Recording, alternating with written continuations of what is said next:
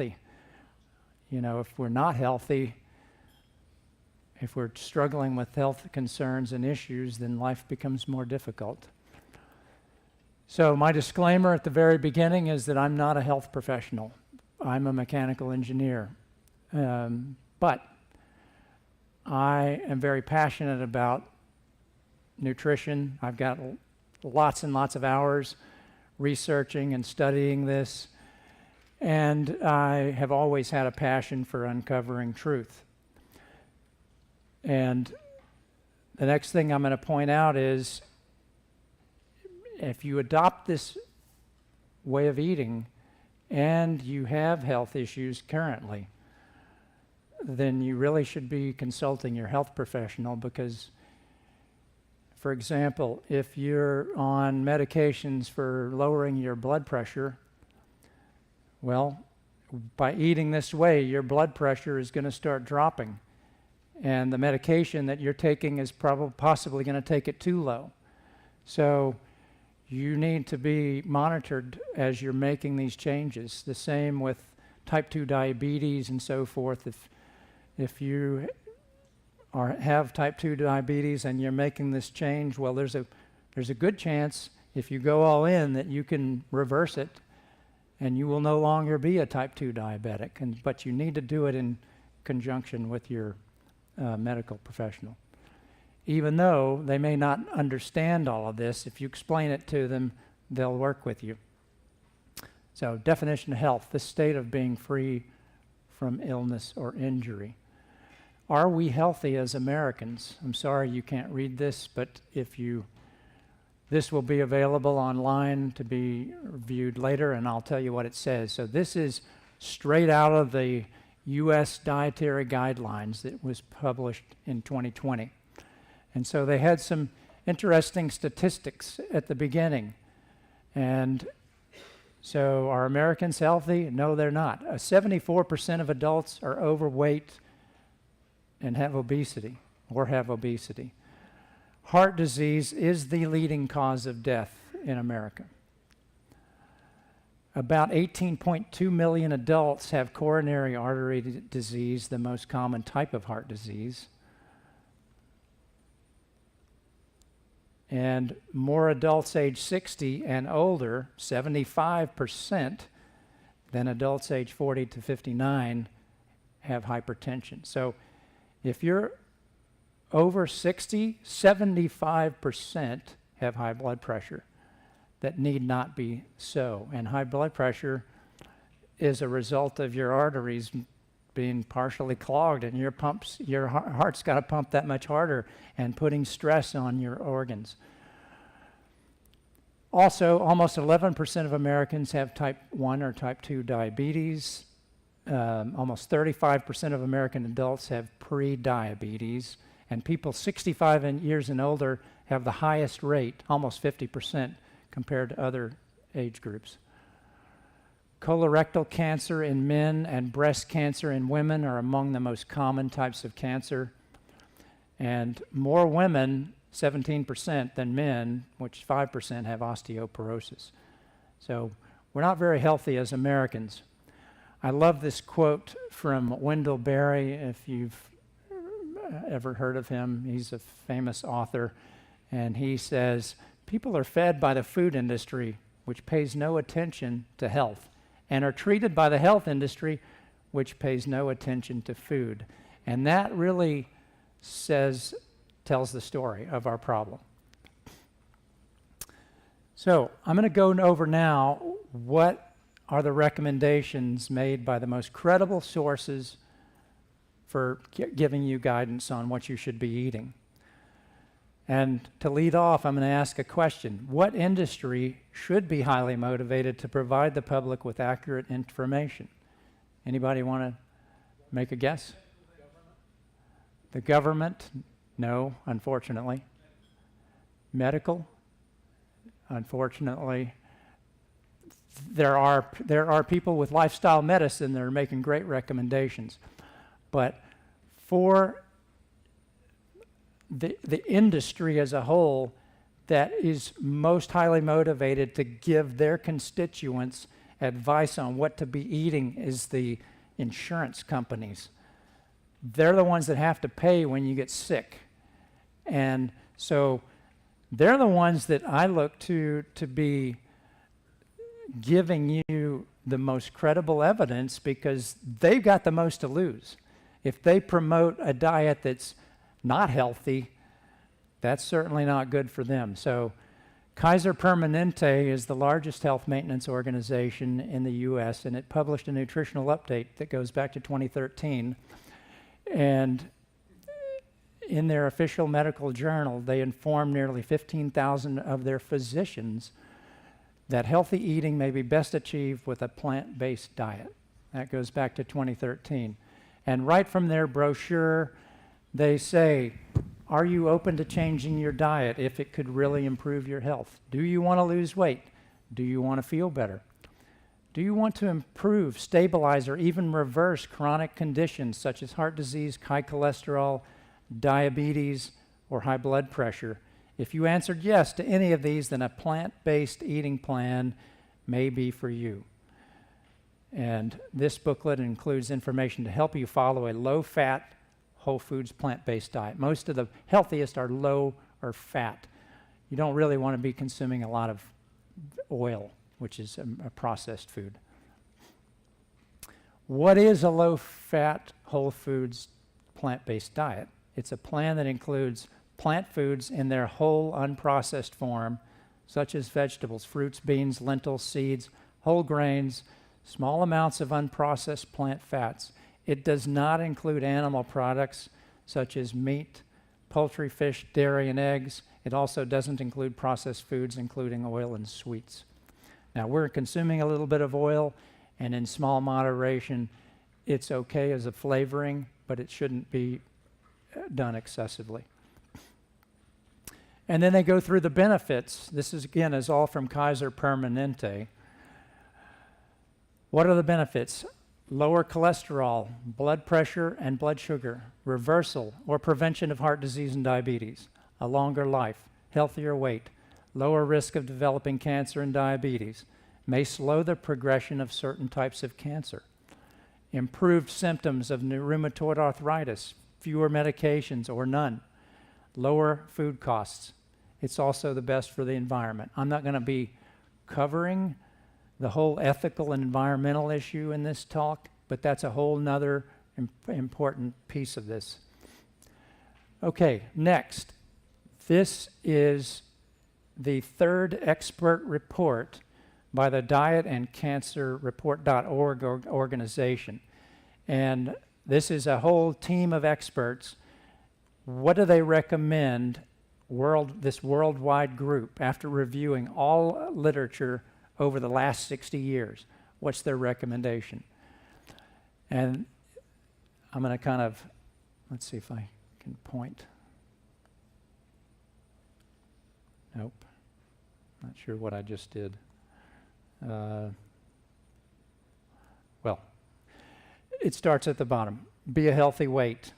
Obviously, that's desirable. Be physically active. Eat a diet rich in whole grains, vegetables, fruits, and beans. Limit consumption of fast foods and other processed foods high in fat, starches, and sugars.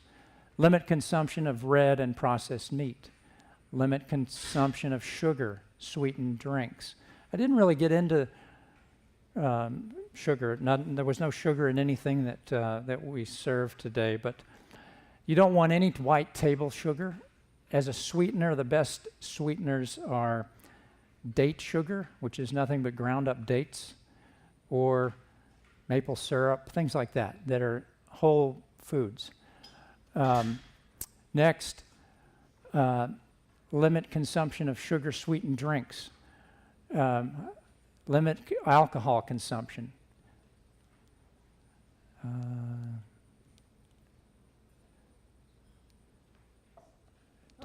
Doesn't really work. That's okay. I'm good. Limit alcohol consumption. Don't use supplements for cancer prevention, and don't use supplements excessively, period, is my recommendation, because it's a completely unregulated industry.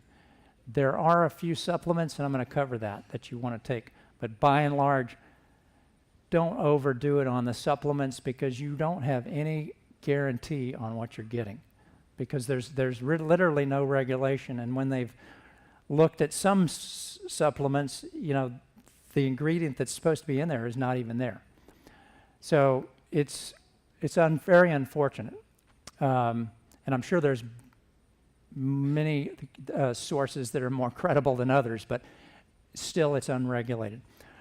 For mothers, they recommend breastfeeding your baby if you can. After cancer diagnosis, follow our recommendations if you can. And then, of course, not smoking and adding other exposure to tobacco, excess sun are also important in reducing your cancer risk. So that's it from the leading experts. Next, we'll look at what does the Academy of Nutrition and Dietetics say. And they say many people make the switch to a vegetarian diet because of potential health benefits.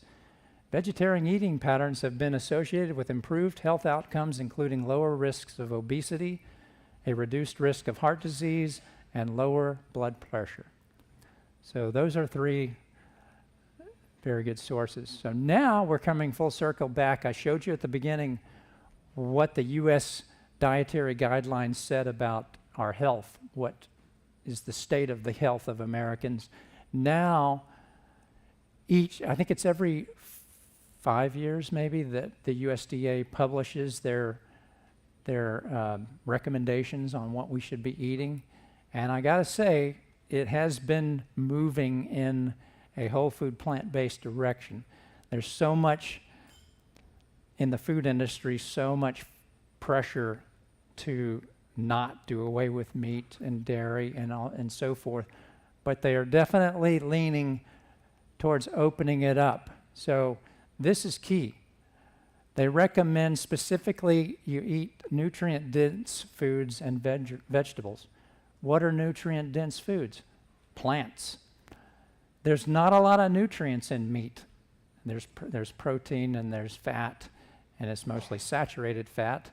But if you want the nutrients, the vitamins, and all the good stuff, that comes from plants. So without even saying it, they're saying it there. Then eat vegetables of all types, fruits, whole fruit, grains, at least half of which are whole grain. Dairy. Okay, so they do have dairy in here, but they mention, hey, fortified soy drinks are okay. Protein foods, of course, they still have meat, poultry, eggs, and all that stuff, but they say beans, peas, lentils, and nuts and seeds, and soy products. So they're definitely expanding. That type of information was there on the last generation. I'm not sure if it was in the previous. A healthy diet pattern doesn't have much room for added sugars, saturated fat, or sodium, or alcoholic beverages. And saturated fat, less than 10% of calories per day starting at age 2. That alone will cause you to not really be able to eat a lot of meat. So they don't come out and say the meat piece, they kind of put a little fog around it by the saturated fat. Sodium less than 2,300 milligrams per day, that's been pretty consistent. And alcoholic beverages, drinking less is better for health than drinking more. And there are some adults that shouldn't drink alcohol, such as women that are pregnant. And then here's their table, which basically just says what I've already read. Vary your veggies, focus on whole fruits. Make half your plate fruits and vegetables. Make half of your grains whole grains. You can eat the fortified soy versions of dairy and choose foods and beverages with less added sugars, saturated fat, and sodium. You're going to have a really hard time reading this, but this is a meta-analysis that looks at the potential to extend your life expectancy by the foods that you eat. And so they look at whole grains, legumes, meat, all these different things with the And a meta-analysis is an analysis where they're looking at the data from a lot of individual studies and putting it all together. And so what they came up with was, if you modify your diet to what's optimal, which means increasing your legumes, increasing whole grains, increasing nuts, and down-regulating red meat, processed meat, sugar and beverages, refined grains, and egg, getting rid of the egg. They do say fish is okay, fruit, vegetables, and then they ranked milk, white meat, and added oils as neutral. But when you look at all of this, there's curves that imply from each one of this. This is the curve for the legumes. So if you're 20 years old, they're saying if you start eating more legumes, you can get an increase in your life expectancy of almost 2.5 years. And if you're eating more whole grains, it's just over 2 years. Additive. This is all additive. And so forth. And nuts, how much you can benefit from eating less red meat, and so forth. So if you're 20 years old and you start to eat optimally, they're saying your potential gain in life expectancy is 13 years. And even if you're 60, it's still 8.8 years. So it's not too late. You can still benefit from positive changes regardless. Even at 80, you're going to get over 3 more years, which, we'd all like to have more healthy life. But what are we really consuming? So this is from a book by Dr. Furman. Americans today, in terms of what they're eating, fruits and vegetables are only 5.4% of our calorie intake, which is very sad. So we're nowhere close to doing what we should be. Okay, so now let's look at what are the healthiest people on the planet eat. These are referred to as blue zones, and there's little pockets of areas around the world where there are high concentrations of centenarians, people that live to be over 100. And Dan Buettner have studied this, and unfortunately, a lot of these blue zones, with the exception of probably Loma Linda, the others are getting inundated by the Western diet and are slipping. But they were true blue zones, and when he analyzed what all of the blue zones, these people that have lots of long-lived people, have in common. They all have close family ties. They don't smoke. They centered on a plant-based diet, constant to moderate physical activity, social engagement, and the one food they all have in common is eating legumes. And yet there is information on the internet and books about legumes are going to make you sick. They have lectins. They're the killer food. But over and over again, legumes are, and I showed you on that meta-analysis, that was the highest ranking beneficial food. And one of the reasons is it's high fiber. And that fiber in the legumes fuels your microbiome better than anything else. And your microbiome, we're finding, has a huge factor on your health. I'll touch on that a little bit more. And so these are the things also that he found. So even though I mentioned alcohol intake is not so good for your health, they tended to drink a little bit, wine at 5, put family first, belonging to a church, our community, the right tribe, movement, keep natural movement, know your purpose in life, being able to downshift, manage their stress. And then something called Hari Hachibu, which means don't eat to the point that you're stuffed. Eat to where you're 80% full and try to stop. and then get 95% of your calories from plants. So that's what they found from the longest lived peoples on the planet. There is a new field on longevity, and there are some fascinating books. If we can all hang around for another 10 or 15 years, there's some things that are being talked about and done that will be able to extend our life. It's kind of scary, but it's happening. And so this is just one book I'm just going to highlight. It's by a Dr. Walter Longo. He's an Italian PhD out in Los Angeles that has been studying longevity for a very long time. And his recommendations are eat mostly a vegan diet plus a little fish, limiting meals with fish to a maximum of 2 to 3 times per week. Choose fish with low mercury levels. That's the hard part, finding a source of fish with low mercury. If you're below the age of 65, keep the intake of protein low. Consume beans, chickpeas, green peas, and other legumes as your main source. Minimize sugar and saturated fats from animal and vegetable sources. Maximize good fats and complex carbs. Eat whole grains and high quantities of vegetables. And this is where this is a little more controversial. He recommends 3 tablespoons per day of olive oil and 1 ounce of, the ounce of nuts is okay, but 3 tablespoons of olive oil is a pretty, but that kind of comes from his Mediterranean diet background. But that is a controversial point, but I'm showing you what he says. Confine your eating to a 12-hour window. Give your digestive system a time to rest. Don't keep eating until 10 or 11 o'clock at night and then get back to breakfast right away. If you can give it a 12-hour rest.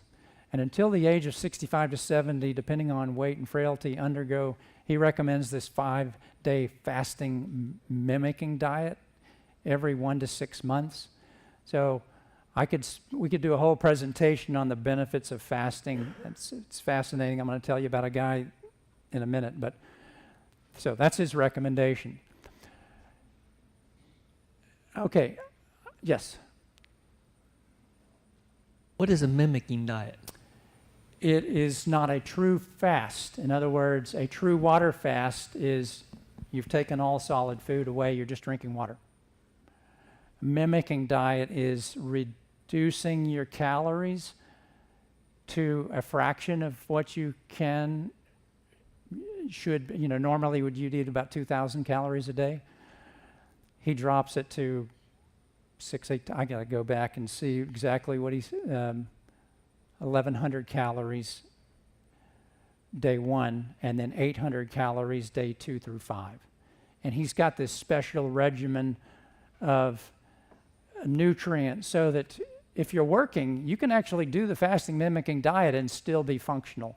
Whereas if you go on a water-only fast, you're gonna kind of need to take it easy.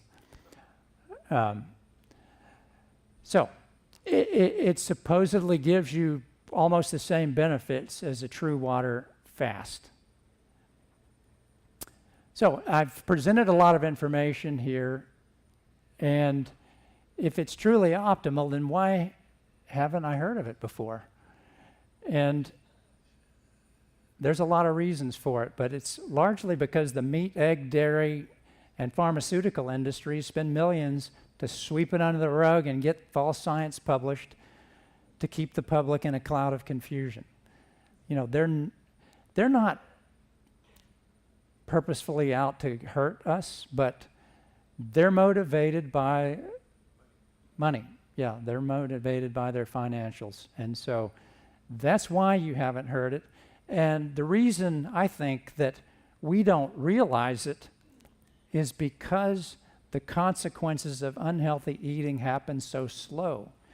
It takes years for eating the standard American diet. You start out as a teenager and then 20, 30, and all of a sudden you're overweight and your joints are hurting and everything, and you don't make the connection because it didn't happen right after you ate the meal. It happens slow, so you just It's like the, what is it, the story of putting a frog in a boiling, if you put it in the water and then bring it up to temperature, they don't realize they're in the bath of hot water, and it's too late.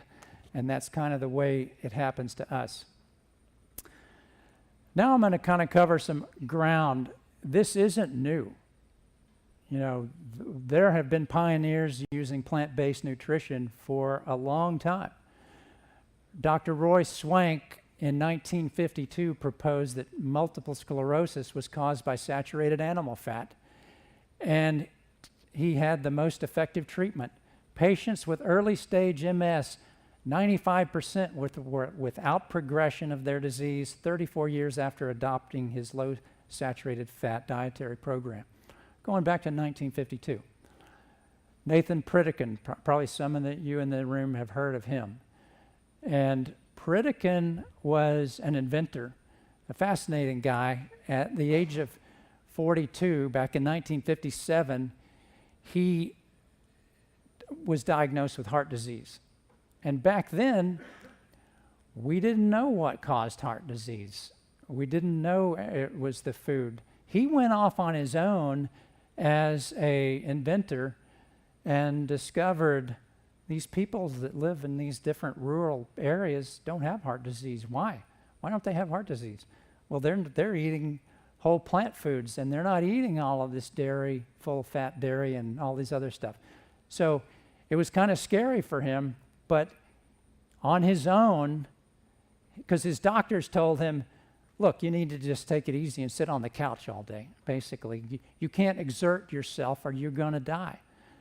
Well, that wasn't acceptable to him, so he went on this trial and error period of diet and testing himself regularly because he didn't, you know, he was kind of moving in uncharted territory at the time. And it worked. After 9 years, he had healed himself. And so he started a whole program, the Pritikin program, to heal people. And several of you, I'm sure, have heard Dr. Michael Greger, who runs nutritionfacts.org. And his grandmother was one of the early folks that attended his treatment program. And I think she was age 65, and she had had all the bypasses and everything that could be had. She was ready to die. Goes into his program, barely could walk, comes out of his program a very short period of time later, maybe a month, and she's walking 10 miles a day, and she lived to be age 95. Dr. Greger talks all about it, so it's a great story. Then there's Dennis Burkitt, another doctor that was worked in Africa, and he proposed way back in '66 that diets low in fiber increase the risk of coronary heart disease, obesity, diabetes, all these things. Another leading plant-based advocate. Currently, we've got a whole bunch of truth seekers out there, and I'm just going to splash on a couple, okay?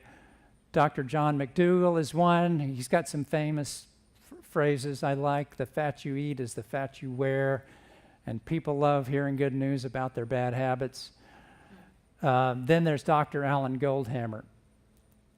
If anyone in this room has serious medical issues and you've got the wherewithal to get treatment by his True North Health Clinic, I would recommend it.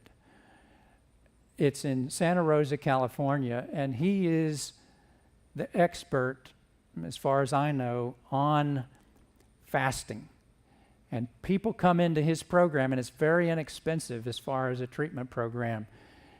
And they walk in, and the people are walking out of there every day having cured their high blood pressure, their type 2 diabetes, all of these things through water-only fasting. And he's never had any people that have died from his program, and he's done fast up to 40 days, water only. And that fasting process is amazing to heal the body. You know, it's biblical too. There's a lot of history behind fasting. Then there's Dr. Dean Ornish, and probably maybe no one has heard of Dean Ornish. Okay, we got a few.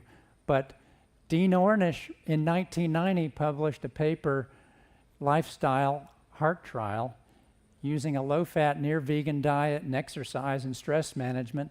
99% of patients were able to stop or reverse the progression of heart disease on his program. And by the way, his program is now covered by Medicare, which is a huge statement that the U.S. government has finally reached, and I think they also cover the Pritikin program.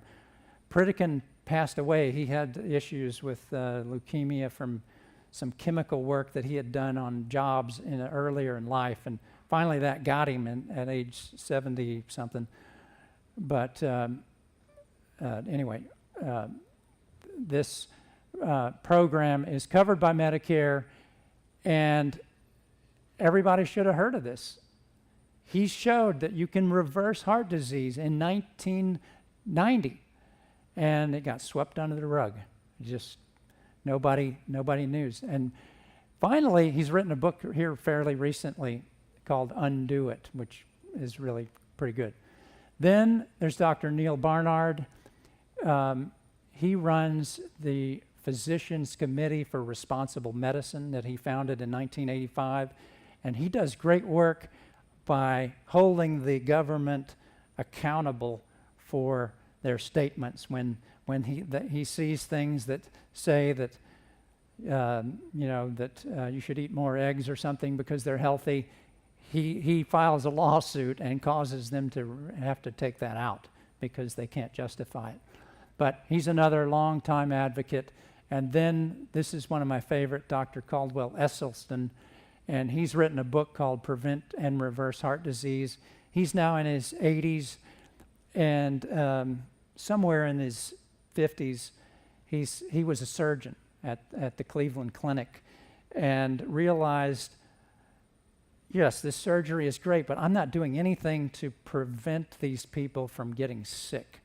And so he got really interested in heart disease and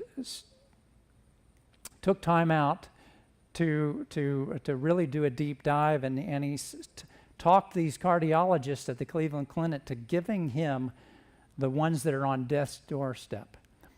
They've already had all the bypasses, they've had all the everything, and they're dying.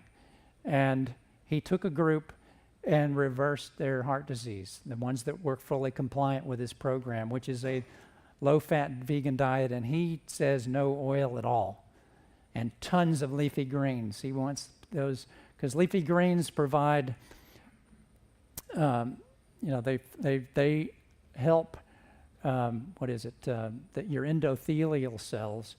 They provide nitric oxide to keep that blood flowing smoothly and opening up those arteries. And he's got an example here of this patient, and here's the blocked artery, and then after a plant-based diet for a couple of years, I think it was. And this is from one of the doctors that was at the clinic. So pretty impressive. Then there's Dr. Furman. He's got some great ones. The whiter the bread, the sooner you're dead. The more you eat green, the better, the more you get lean. And eat G-bombs. What are G-bombs? Greens, beans, onions, mushrooms, berries, and seeds. It's an easy acronym to remember. He's got some great literature. I kind of have mixed feelings about him because out of all the ones I've shown, he's the only one that sells stuff. So he sells supplements and nutrients, so I kind of have a little skepticism, but he's got a lot of great information. And then lastly, T. Colin Campbell, the author of the China study, and we could spend a whole bunch of time on him. There's a movie coming out about his life. And look, he's a Virginian. He spent time at Virginia Tech, and he grew up on a dairy farm. And when he was at college, he was out to save the world by giving more protein. And then he stumbled onto this study done by some Indian researchers that showed the more animal protein, the more cancer. The lower the protein, the less cancer. And then, so he says, how can that be? That makes no sense. So he started his own trials and turned the table upside down. And he got involved in this many-year study in China to look at diseases in all these different regions and what are they eating, and he's done all these correlations. It's pretty interesting. This is the last one, Dr. Michael Greger. He runs nutritionfacts.org because he's the one that I told you earlier that his grandmother is the reason he became a doctor, because she went to Pritikin's program and he saw her go from dying to full health, and she lived long enough to see him graduate from medical school and everything. Great story. He runs a nonprofit website, if you've never been to it. Nutritionfacts.org is a wealth of, I think, credible information, because there's no, nobody's funding this. It's completely done by donations, and a rich benefactor put him in business. He wanted to promote this. More evidence. I really love this chart. So there's two bars. One is the percentage of deaths from heart disease and cancer, and the second bar, the darker bar, is the percentage of calories from unrefined plant foods. So if you look here on the left, Hungary has 90% deaths from heart disease and cancer, but they only have 10% of their diet coming from unrefined plant foods. So not so good. You take this down, and U.S. is next. At the other end of the spectrum, it looks just the reverse. In Laos, and Thailand is close, 90% of their calories are coming from plant foods, and only 5% of the deaths are from heart disease and cancer. I mean, that says a powerful story. This is from T. Colin Campbell's new book, The Future of Nutrition, which I highly recommend. And it is a graph showing various countries' colon cancer incidence per 100,000 women and per capita daily meat consumption in grams. And so you see that New Zealand is the worst, U.S. is second, but it's a fairly, it's not a perfect line of regression, but it's pretty compelling that the more meat you eat, the more colon cancer women are going to get. And then this is also from T. Colin Campbell's book, Prostate Cancer Mortality Rate per 100,000 people, and the amount of non-fat milk consumed. So clearly the rate is shown to be increasing with more, even though it's non-fat, you're still getting animal protein in that meat or that dairy. And his research shows that it's the animal protein that's the problem. I really love this. So this is a Petri dish that has breast cancer cells on it originally, and they drop some blood on it. And then they take an image to show, hey, the cancer largely went away. Even a person eating a standard American diet still had some protective measures in their blood. Okay? Then the same woman, after eating plant-based for 2 weeks, dropped the blood on there, and look at that. You put those two side by side, cleaned house. I mean, we have the power. We've got our own little Delta Forces healers inside, but they can't protect you from eating crappy food. If you bomb yourself with bad food every day, they're trying to help you, but they can't if you're not taking care of yourself, which is why you need this to embrace this. This is another great demonstration. So this is done by Dr. Dean Ornish. And so you're not going to be able to understand this, but this is pre-intervention of a plant-based diet and post-intervention. And what he found is that they actually have some method of looking at genes and determining which genes have been upregulated and which genes have been downregulated. And switching to a plant-based diet, over 500 genes were beneficially affected, upregulating, turning on disease-preventing genes, including oncogenes involved in prostate cancer and breast cancer, as well as turning off the genes that promoted heart disease. Pretty impressive. So your genes load the gun, your diet pulls the trigger. I've had so many people tell me, it runs in my family, I'm just predestined to have heart disease. No, that isn't true. You, through diet, don't have to be the victim. Genes obviously play a role, but they don't play the whole picture. Okay, this is another one, and we talked about this before.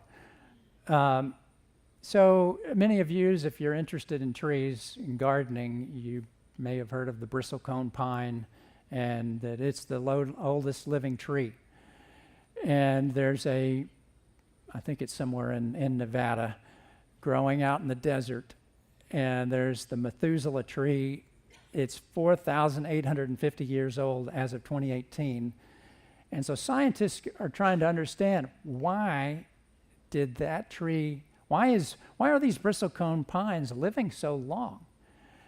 And so they researched it and discovered that they have this enzyme called telomerase that repairs and lengthens your telomeres. And your telomeres on your chromosomes at the end are these caps. You can think of them like the ends of your shoelaces. And each time your cell divides, a little bit of that degrades. And when it finally gets too far, that's when you die. Well, this enzyme was so protective, it's keeping these bristlecone pines alive for a very long time. So then they discovered, hey, humans have telomerase too. And so they started monitoring this telomerase. And so he showed in 2008 that after 3 months on his plant-based diet and exercise program, telomerase increased by 30%. In a 5-year follow-up study in 2013, the telomeres of the test group were longer on average than when they started. So they got better. Whereas the telomeres of the control group that did nothing, they shrank. They're getting closer to death. So another massive piece. For you guys out there, I know, hey, I'm a man. I got to have meat. That's the manly thing. But hey, that's going to be the number one downfall for you. That's really the canary in the coal mine. If you have an issue with this, that tells you you've got heart disease and you've got to get something done. For athletic performance, this is a fantastic documentary, The Game Changers. I got to see an early showing of this and meet the key guy who's a fantastic individual. But you'll want to watch that. I'll show you, give you some details later. And then here's some plant-based athletes. Rich Roll runs a podcast, but he was actually an alcoholic that later in life, I think at like age 40, turned vegan and discovered, I feel so good. And he starts running, and then he became like the fittest athlete on the planet. It's quite a story, and his books and his podcast is really great. He interviews all the great, a bunch of really interesting people. And then there's Scott Jurek, a ultra marathon guy that, and this still amazes me. He wrote the book North. He did the Appalachian Trail, 2,200 miles in 47 days, eating nothing but vegan, whole food, plant-based. I can't imagine, 46.8 miles every day for 47 days. I don't know how a human being can do that, but he did it. Carl Lewis, when interviewed, he says, look, when I was age 30 and I was at the top of my game, I was eating a vegan diet. people say, well, yeah, you can maybe be a sprinter, you can do this, but you're not going to be a strong man. No, this is proof. This guy, he's in the Game Changers documentary, one of the strongest men in the world eating nothing but plants. And then, of course, you know Tom Brady. He's a mostly plant-based advocate, and he was successful until, I guess, this past year when he's finally retiring, I think. Is he coming back? Okay. Can't keep a good man down. Edmund Moses, one of the great 400-meter hurdlers, plant-based. Free Solo, if you've seen that documentary, Alex Honnold, he's quite an individual, but he's a plant-based eater. And this is some of my own story. So if you want to run competitively, and if you're a competitive runner, you probably know that beet juice is one of those things that can improve your performance, helping give that nitric oxide and everything. So I ran a half marathon in March, and I definitely chugged some of this right before, and I don't know whether it helped or not. It was a miserable day. But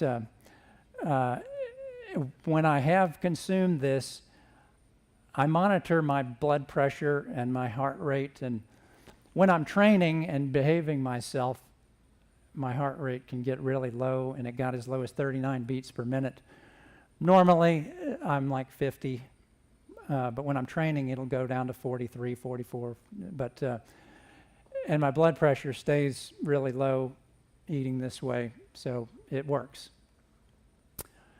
Gladiators were another proof of a vegetarian diet works for these strong fighters.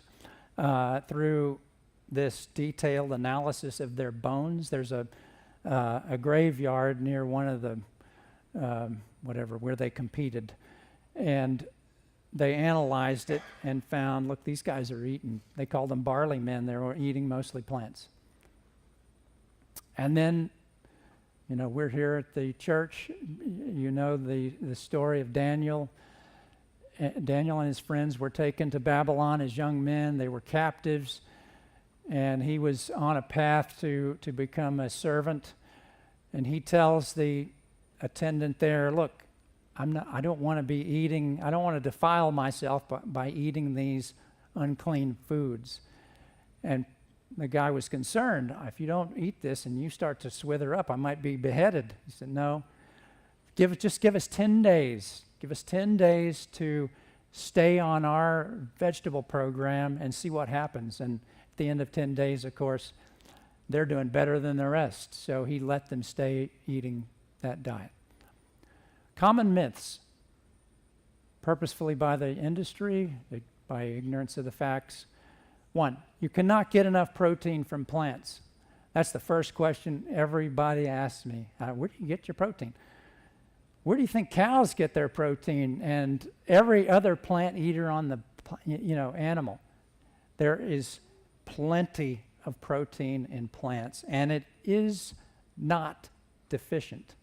You don't need to combine this and that with everything to get the whole. Obviously, diversity is great. That's going to keep you super healthy, but it's not essential. You know, that's the protein combining myth. Actually, when I started this, I read a book called The Diet for a Small Planet, and her book said, you know, you have to do that. You have to combine rice and beans to get the full amino acid profile. That was shortly after proved to be incorrect. All the amino acids are in the plants. You must consume dairy to get calcium, the calcium myth. Calcium is an element. It's in the soil. It comes from plants. That's where the cows get it, and that's why there's some in milk. Yeah. And you must consume dairy to get vitamin D. Vitamin D is a hormone. It comes from the sun. You know, in the middle of winter when you're not getting enough sunshine, you want to take a supplement. But if you're during the summer months, if you're getting enough sunshine, your body's, and you test yourself to make sure your body's functioning right to make its vitamin D. The other myth, carbohydrates make us fat. I can't believe how many people are so worried about carbs. Total myth. Carbs give us energy. That's the source of energy. And so here's calcium in 100 calories of different foods. You can see bok choy is at the top of the list. Turnip greens, collard greens. Milk is down there, 189 whatever grams of I'm not sure what the units are. And then, so here's a comparison between animal protein and plant protein. So animal protein raises your cholesterol, promotes cancer, promotes bone loss because it's acidic. It causes your body to have to go to work removing calcium from your bones to maintain the pH in your blood. Promotes kidney disease, accelerates aging, and it's packed with saturated fat, cholesterol, arachidonic acid. Plant protein, on the other hand, lowers your cholesterol, cancer protector, promotes bone strength, packed with fiber, phytochemicals, and antioxidants. Just what you want. You're not going to be able to look at this. I'm not even going to cover it, but since some will have this slide deck, I thought this was really interesting. These are all of the phytochemicals in the different plants, and by eating the rainbow, you get a lot of different types of phytochemicals, and over on the right are the benefits and what they do. It's pretty interesting. This is a very key concept, and I think this was shown in your slide deck. And this is your stomach, and this is what 500 calories look like. So 500 calories of oil is just a little dribble. It's not going to satiate you. It's not going to turn on your stretch receptors that say, I'm full. So you're going to keep on eating and overeat. Cheese is the same. Meat, so forth. Fruits and vegetables on the far right, 500 calories, you're full. That's why you lose weight. You're filled up on high nutrient-dense foods, but they don't have a lot of calories. And so that's the other reason that you keep wanting to eating this is you didn't get your nutrients. There's no vitamins or anything in that stuff. So you've eaten, but your body says, I need to be fed. I need my vitamin C. I need all this other stuff. And so it's looking to fill itself. I'm not going to go over this, but I put together a slide of calorie density. Okay, so these are the calories per pound of various foods. So of the nuts and seeds, pecans have the highest calorie per pound of over 3,000. Okay, let's just look at that as a group. And then beans, chickpeas are the highest, 744 calories per pound, but the average of the beans is 575. Leafy greens, 115. You will not survive eating only leafy greens. You're eating 20 pounds and you can't eat enough greens to survive. It's got lots of nutrients, but you're not going to get your calories. Starchy vegetables, mushrooms, 140. Again, very low on average. Non-starchy, I'm sorry. Starchy vegetables, higher. Of course, potatoes, corn, brown rice. Average, though, of these starchy vegetables and grains is about 500. And then fruits, pretty low. 240 is the average. Bananas happen to be the highest. Dried fruits are very high, relatively. So dates are 1,250.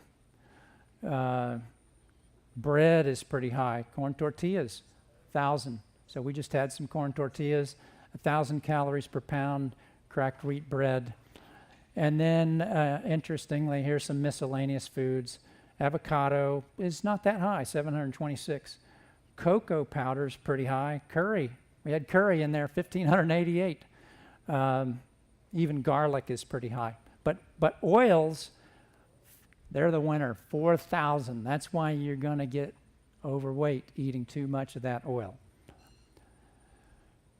This is a range of nutrient density, and so Dr. Furman has this, looks at all these different nutrients that are in food, and he puts rankings on which foods have the most nutrients per calorie that you consume. And so kale gets at the top of the list, watercress, and all these other things. He puts together also a list of superfoods for immunity. And that's, again, is kale, arugula, broccoli, and Brussels sprouts. Sprouted broccoli seeds are super good for cancer prevention. Carrots, tomatoes, onions, and garlic, etc.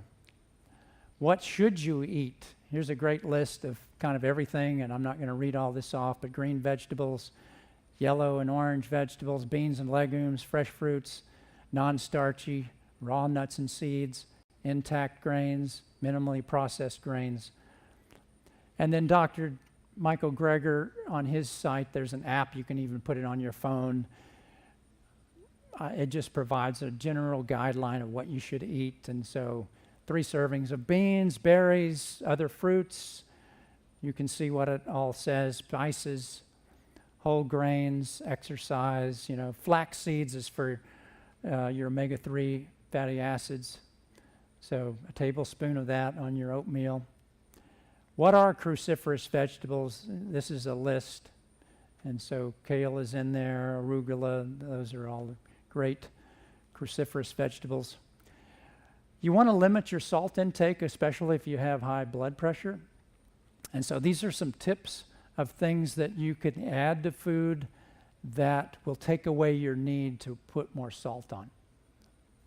And obviously garlic and lemon juice and vinegar and things like that. Supplements. I talked about this earlier, and so this recommended supplements, this is from Dr. Furman. B12, if you're on this diet, you don't get your B12 unless you're getting it from fortified milks, plant milks. And there is some in nutritional yeast. Some other foods are probably there that are fortified, but I take a supplement of vitamin B12 to make sure I get enough. Vitamin D in the wintertime is a good idea. He recommends zinc, vitamin K2, iodine. You can get from iodized salt, or you can consume sea vegetables, which I do, a dulse. And then he also recommends DHA and EPA, which are your long-chain omega-3 fatty acids. So ALA is what's in flax seeds, and your body is able to convert the short-chain omega-3 fatty acids to the long-chain DHA and EPA, but there's some question about the older you get, how effective you are, and so, hey, there's a source of it. You can get it from fish, but fish get it from the algae in the sea and waters. So they are now making DHA, EPA supplements from algae for vegans to take. Let's see. This stopped working.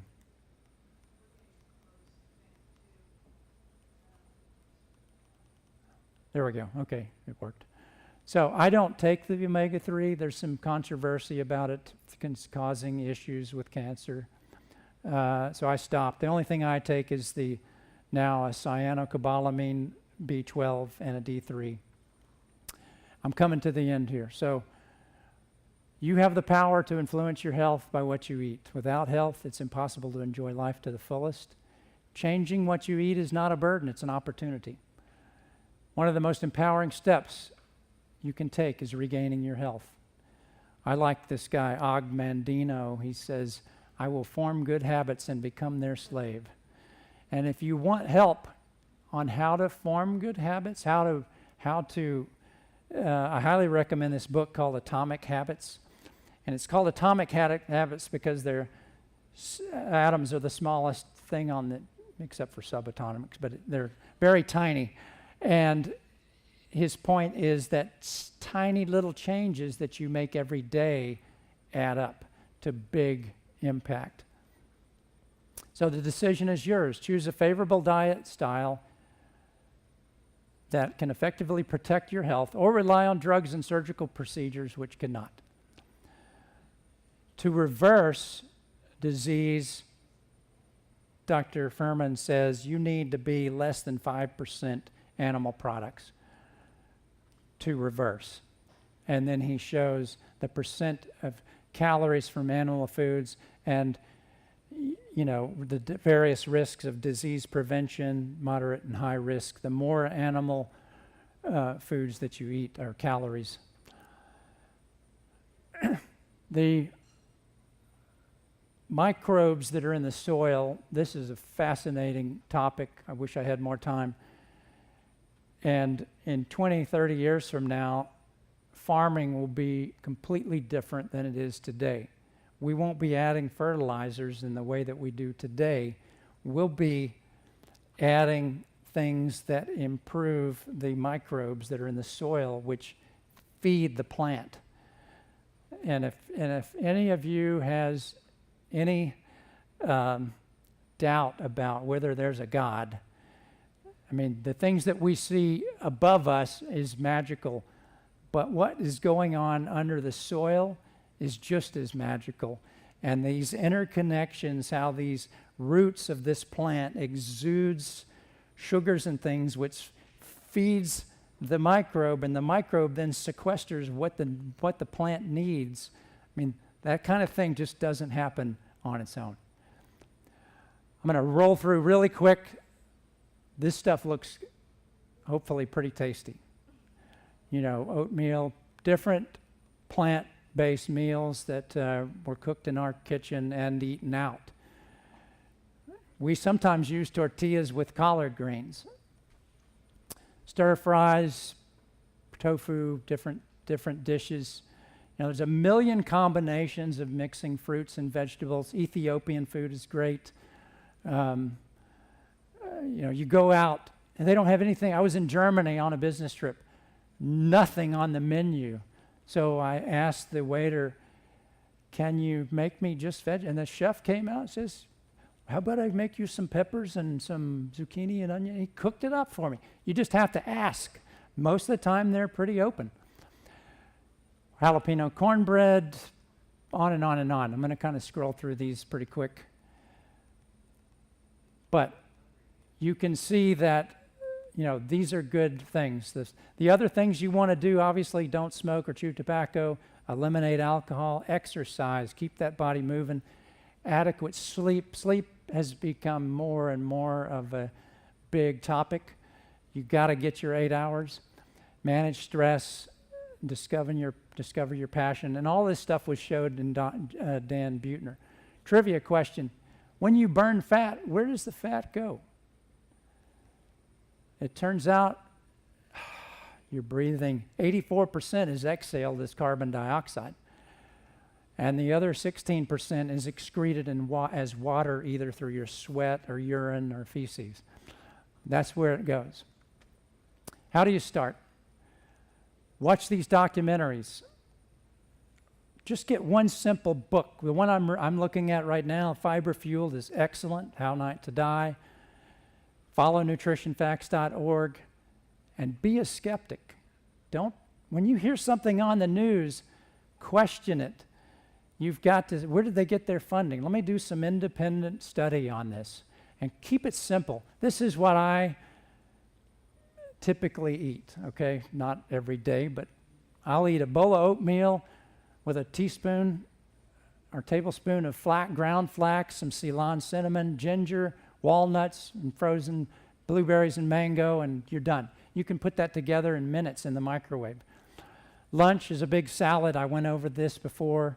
Dinner, you can make a stir fry. You can do a million different things, but it doesn't have to take a lot of time. Snacks, fruit, unsalted nuts and seeds, but not too much. Whole grain bread with hummus, and we're going to have some leftover hummus here for folks that want that. Dessert, fruit, dark chocolate, etc.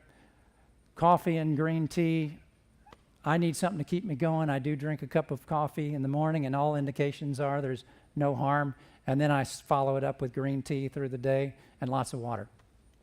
This is what I had for lunch yesterday. I mean, it's just a bowl of greens and almonds and veggies, simple.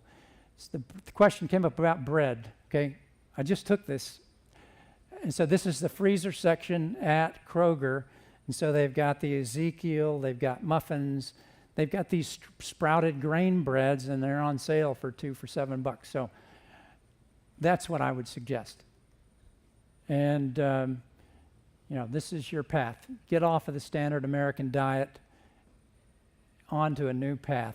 You will get criticism. When you go out with your peers and you're eating differently, they're going to give you some flack because you're not conforming to what they're doing.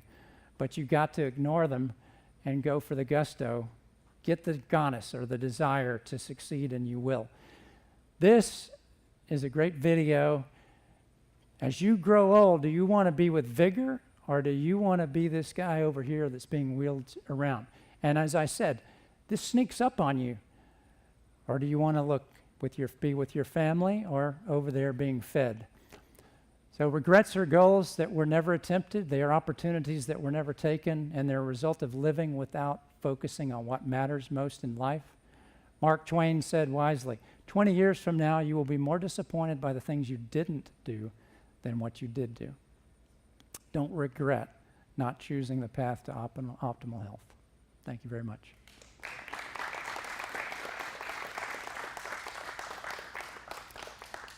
Any questions? I went over time. I'm sorry about that. It's okay. Thank you so much. That was absolutely wonderful. We wanted to take this opportunity to thank each and every one of you for being here with us, for coming to 8 classes, for maybe trying something new that you didn't know about, or maybe coming for the first time, or however that has ended up working out. But please make sure to like our Facebook page for the church so that we can continue to keep you informed on what we're doing as far as this goes and other programs that we have going on. Also, follow us on YouTube. We will this summer hopefully be putting up little pop-up videos about fast little recipes here or fast little recipes there. And in the fall, we are still planning and working towards starting these classes back up again. If you know somebody who may be interested in teaching or has community interest, please let us know so that we can get them on the schedule. And then for those of you that don't have Facebook or follow us on YouTube, please make sure that we have your information before you leave so that we can keep in contact with you. And there is also a survey that if you have things that you would like to see us do for the community, please let us know what programs those may be. And we just, again, wanted to say thank you all for supporting us and for coming out and for being a part of what we hope has been a wonderful 8 series. Thank you.